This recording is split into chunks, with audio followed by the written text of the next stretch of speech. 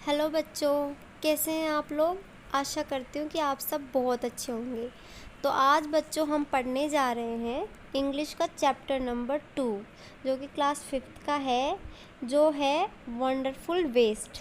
इसका मतलब है कोई भी जैसे कोई वेस्ट चीज़, मतलब किसी चीज़ में से अब बच गए हों, किसी चीज़ के छिलके या फिर कुछ भी, कोई भी चीज़, तो उसको अपन एक अलग चीज़ में रिन्यू करके फिर वापस उसको रीयूज़ करते हैं और वो चीज़ बहुत अच्छे से बनाते हैं। इसका मतलब है वंडरफुल वेस्ट। आइए अपन स्टोरी पढ़ते हैं और फिर अच्छी तरह से फिर समझते हैं। ओके बच्चों, तो चलो let's start. Once the maharaja of Travancore ordered a grand dinner in his palace.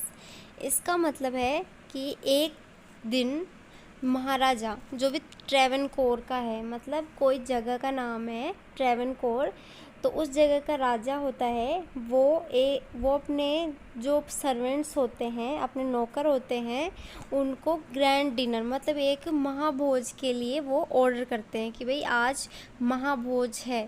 तो in the afternoon before the dinner, मतलब डिनर के पहले वो ऑर्डर करता है ग्रैंड डिनर के लिए, अपने जो भी शेफ है उनको बोलता है। The maharaja entered the kitchen to survey the dishes that had been prepared for the feast। जो महाराजा होता है वो किचन में एंटर करता है, यानी कि किचन में आता है वो अपने डिनर को देखने के लिए, उसकी जांच करने के लिए कि भाई जो भी डिशेस बनाए हैं, जो भी चीज़ें, पकवान ग्रैंड डिनर के लिए, वो सब प्रिपेयर हो गए अच्छी तरह या नहीं हुए। ओके बच्चों, what are you doing, what are you going to do with those vegetable scraps, he asked the cook। उसने अपने जो कुक था, बनाने वाला, खाना बनाने वाला, उनसे पूछा कि तुम इन वेजिटेबल स्क्रैप्स मतलब तुम इन सब्जियों के छिलकों को क्या करोगे, अब इनका क्या करोगे। Pointing to the basket of scraps near the cook. उसने जो बास्केट में जो वेजिटेबल के जो स्क्रैप्स रखे हुए थे, छिलके, उनकी तरफ हाथ करते हुए बोला। The cook replied.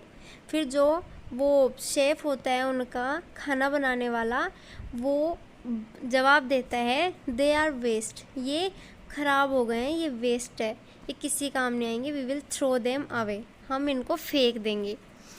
फिर you can not waste all this bits and pieces of vegetables.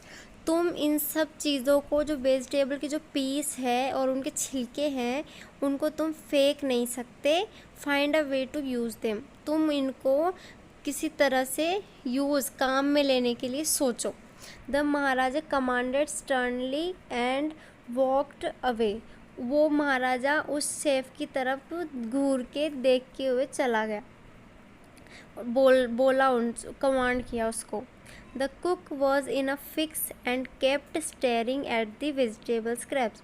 वो जो कुक समझ नहीं पाया, वो थोड़ी देर के लिए तो उन वेजिटेबल के जो छिलके हैं उनकी तरफ से देखता रहा, बिल्कुल सम टाइम के लिए, थोड़ी देर के लिए।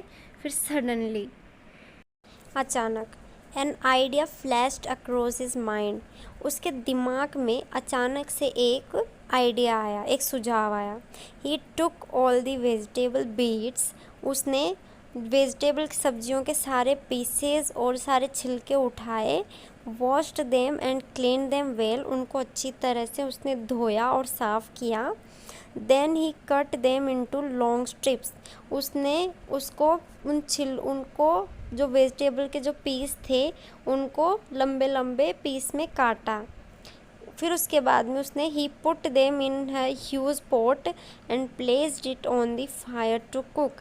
उसने उन सब्जियों के जो स्ट्रिप्स थे, जो लंबे लंबे स्ट्रिप्स थे, उनको उसने एक बड़े से पतीले में रखा और उसको कुक करने के लिए आग पे रखा। Next he ground some fresh coconut, green chillies and garlic together. फिर उसने उसने नारियल को और हरे मिर्चियों को और लहसुन को ग्राउंड किया, मतलब उसको पीसा। फिर उसके बाद में he added this paste and some salt to the cooking vegetable. उसने उस बड़े पतीलों में जो सब्जियां थी उसमें उस पेस्ट को डाला, सब मसाले के पेस्ट को, और उसमें थोड़ा नमक मिलाया। फिर he added this paste and some salt to the cooking vegetables. उसने सॉल्ट भी डाला उसमें।